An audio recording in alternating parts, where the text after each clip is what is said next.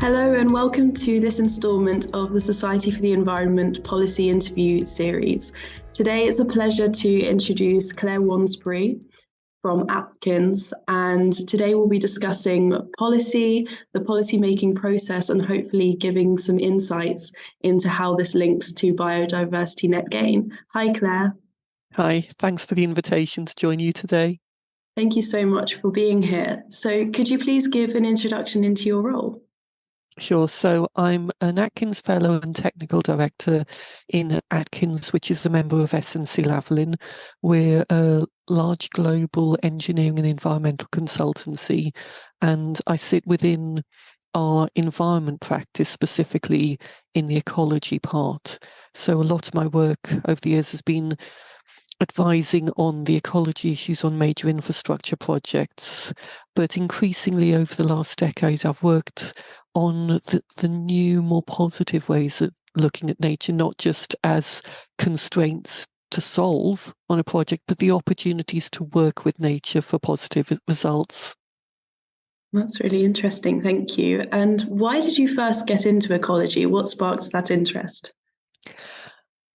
That's a tricky question because I can't really remember a time when I wasn't interested. I know when I was young watching David Attenborough on television, and in a recent interview something David Attenborough said was, to him, it's not weird that kids love nature.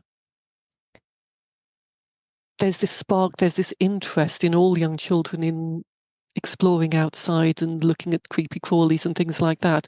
What's weird is why these days in our society most of us sort of lose that. So I've just had this amazing opportunity to have something that, when I started out, there were so few jobs in ecology. Yeah. So to be able to build a career about something that, to me, would, even if it was just a hobby, it would be fascinating.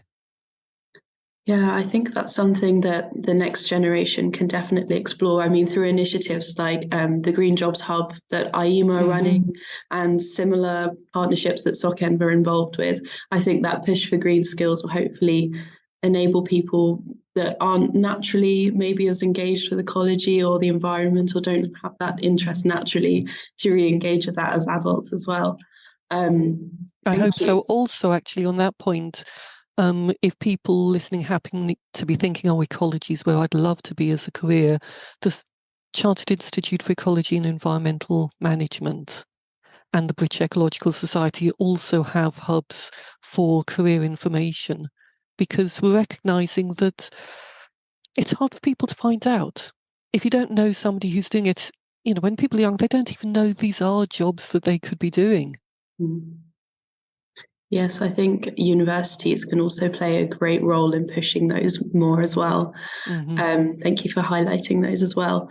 So what does a normal week in your role look like? What do you typically do? A lot of my time is spent, I've kind of reached a point in my career where I'm not out in the field very often. So a lot of what I do is advising colleagues, reviewing their reports, giving them advice on the unexpected things that turn up on site. So it's a really interesting mixture. My work's primarily, not purely, but mainly focused on UK projects. But it could be advising somebody on something literally anywhere in the country. I think that variety of your role is always the most interesting. But what do you enjoy most about your role? I think I enjoy learning new things. Still, there's always something new to learn in ecology, but also helping people to unpick the challenge. Where there's something where something unusual has been found on site, we're thinking, well, what do we actually do about this? And also these new ways of explaining all of the benefits of working with nature. Yeah, that's actually something that I'd like to learn more about, is all of those solutions, because I think something that's quite hard, not just in biodiversity, but ecology, environmental issues generally, it's quite hard to find one solution because most things come at a cost. So for example, when we're talking about plastics, the solutions to plastics also come at a cost. So it was about what we prioritize. And yeah, that certainly sounds very interesting. So in your career so far, working to influence decision makers, what are you most proud of? In terms of engaging with policy, definitely COP15 on biodiversity at the end of last year in Montreal. That was quite astonishing. COP15 was intended to be hosted in Kunming in China, but in the run up to it, the Chinese government, still with all the uncertainty, particularly around COVID, they decided they couldn't physically host it, although they did still chair it. So it was hosted in Montreal. And I mentioned at the start, Atkins is a member of SNC-Lavalin. That's where our global HQ is. So all of a sudden, it was going to be on our corporate doorstep. And for me, that was a great opportunity because within the company, it gave a reason to explain and highlight what we were doing. And some of my Montreal-based colleagues were able to go to elements of the talks and negotiations. And I also love that because as a global company, I would feel very uncomfortable crossing the Atlantic to go to an environmental event. So having people on the doorstep was brilliant. But also then through SAIM and IEMA engaging with some of the government discussions beforehand. And then as a company, we actually signed the Make It Mandatory call. And I think that's really important because it's where it's really good when a conservation organization says looking after nature is important to business. It makes sound business sense. That's a really powerful message, but it's so much more powerful when businesses are saying it themselves. And actually, if businesses aren't saying it, is that because they haven't noticed or because it's not real? It is real, and businesses are really starting to notice. I know, thinking back to a year ago, when I was starting to talk to people about COP15 on biodiversity, because there's all the different conventions and they all have these meetings. I know even people who were working in the environment hadn't heard of COP15 on biodiversity. I actually had people very gently correcting me and saying, I think actually the next one's COP28, because they'd heard of the COPs on climate change, which is great, and that's really important. You can't solve one of those issues without the other. But the Convention on Biodiversity had such a low profile. The event, people didn't know about it in the run-up. That changed. There's still a lot to do, but actually that profile raising, being part of that has been really good. That does sound really wonderful. I completely agree with what you're saying about COP15. I was speaking to my manager about this, about the lack of awareness compared to the other COPs is impressive, especially like you said, when you don't know people that are working in the environmental sector. It's so easy to not know about this. And then the fact that even people that are working inside this sector don't have awareness of the importance of biodiversity. So I think it must have been great to see that influence from a more international perspective as well. Mm-hmm. Definitely. Fantastic. So could you tell us a bit more about the Make It Mandatory campaign, which also ran around COP15? Sure. So this was something that was led by the Global Coalition Business for Nature. It's a grouping of businesses and conservation organisations. And in the Global Biodiversity Framework, which came out of COP15, it has a series of long-term goals to 2050 and short-term targets to 2030. And one of the targets was around getting businesses to report on their impacts and their dependencies on nature. And Make It Mandatory was literally a campaign saying that. Have that clause in there and make it a mandatory requirement. Now, the word mandatory didn't end up in that. But there's still a statement, the expectation of having that reporting. So to be honest, I'm not disappointed that the word mandatory didn't get in, because actually, if business hadn't been there saying we want this, potentially the negotiators would simply have dropped it out altogether. So recognising business is a part of it is so vital. And I've got no illusions, there will have been people quietly lobbying in back rooms to the negotiators saying, oh, come on, don't put all of these restrictions on us. Something that was, and I know there's been commentary about businesses having that engagement with some of the COPs on climate change. Something that was really striking in COP15, that business was there, business was visible, and business was saying to governments, do something, sign something powerful. So it was great to have the business community there as a really positive voice for good.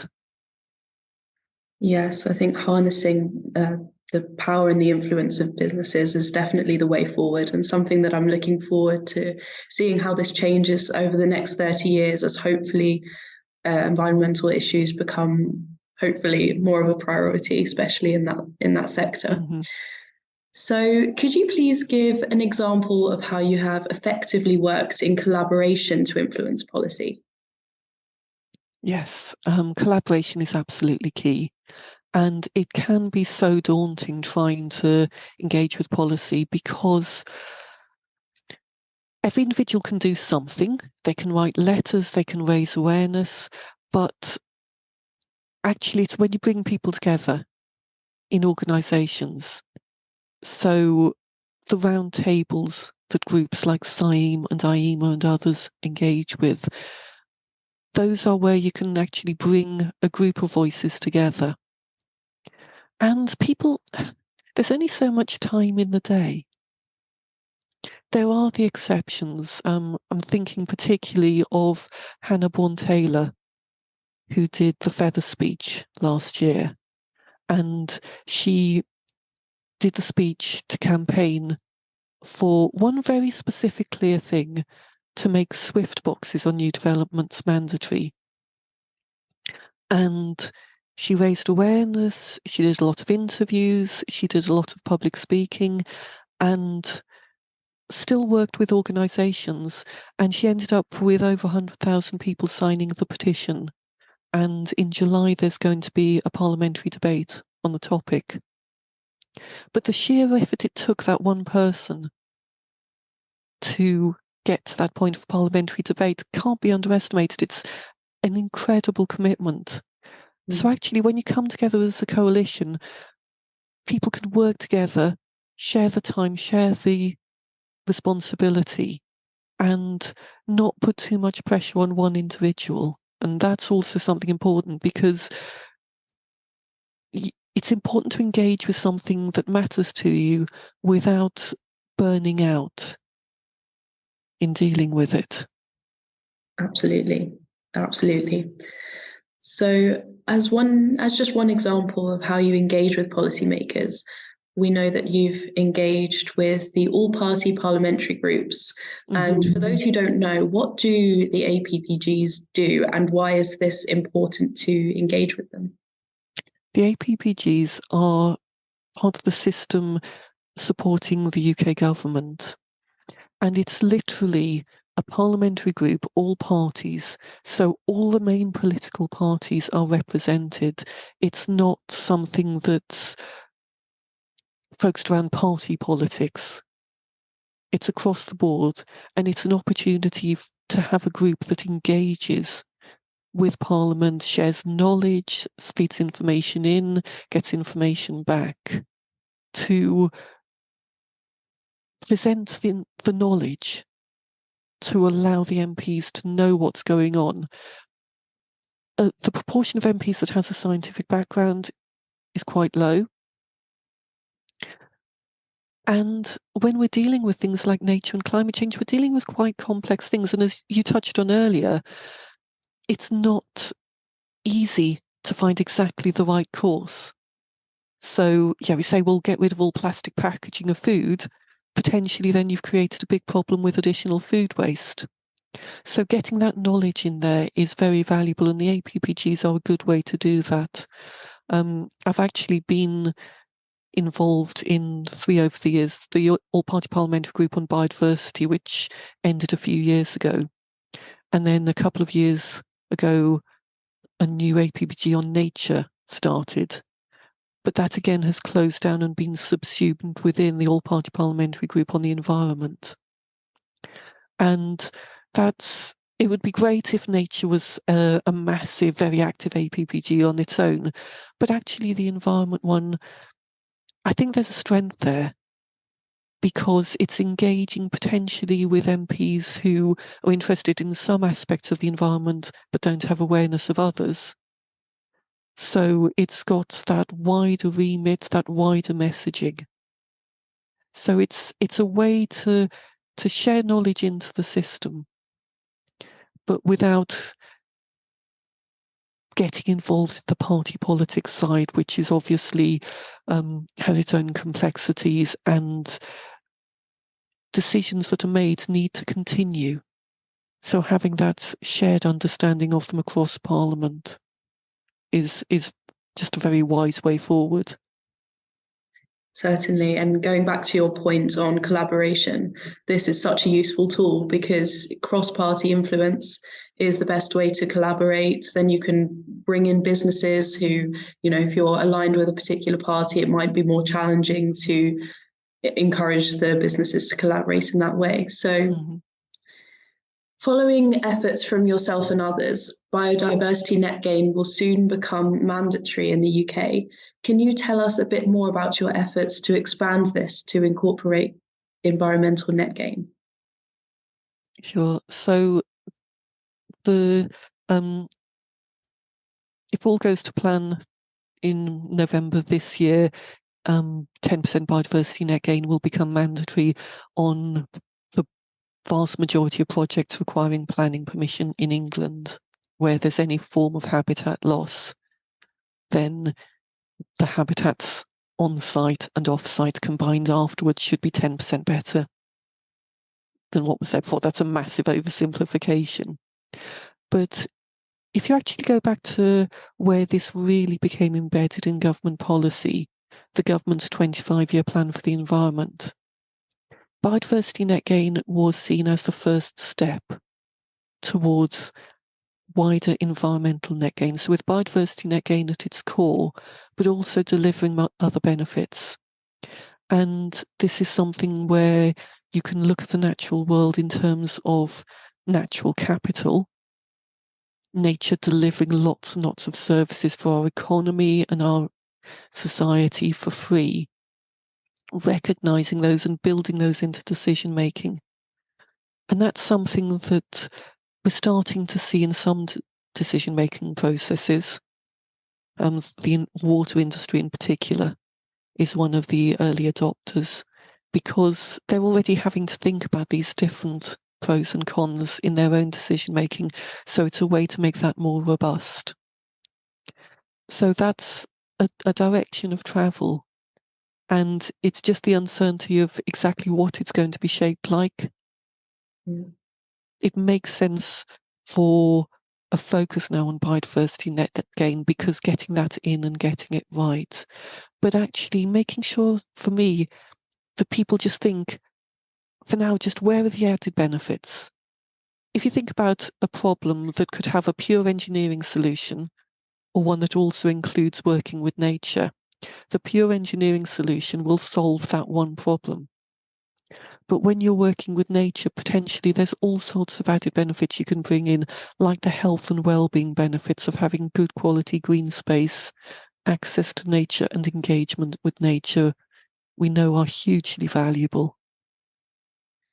Absolutely. I think, so from the perspective of a younger person, you've probably heard about all of the debates about how artificial intelligence will be used in the workplace going forwards, and perhaps in decision making and things like that. And I think it's interesting that you highlight the value of the more human side of decision making, and about if you just focus on the engineering solution, you're going to have one very specific answer to a question, when really the answer to this question, when you're considering health and well-being, you do still need that human side, and you need to be able to balance the competing interests. So I think that's definitely something to consider in the future, over the next few decades. So what would you say are the biggest challenges of your policy work, perhaps in the next, right now, but also in the next 5 to 10 years? I think really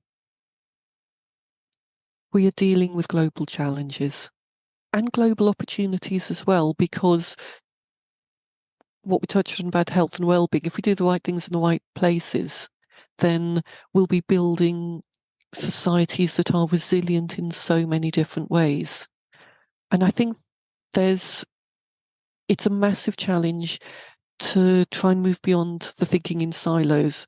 So you can see governments and organizations and individuals thinking, well, I'll focus on my carbon footprint. And that's absolutely important. But we also need to become resilient to the climate change that we know is going to happen. And there's all sorts of resilience. One of my colleagues was talking about this recently, really powerfully, thinking about how we talk about being resilient to the terrible things like a massive flood, the really big events, the occasional ones. But actually, if we do our designs and our thinking and our decision making well, we're also increasing our resilience on a day-to-day basis. So places that are resilient to the major events, but also support individuals in their day-to-day having a nicer life. That's a really simplistic way of saying it, but actually it's important that people thrive. So making places that are thriving places for people and for nature. Absolutely. And nature is crucial to well-being.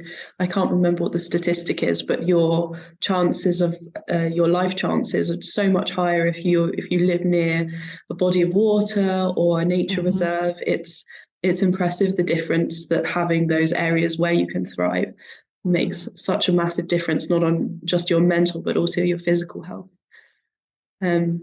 So do you have any advice for anyone that is interested in getting more involved in shaping environmental policy? Yes. So what I'd say is learn, speak out and act.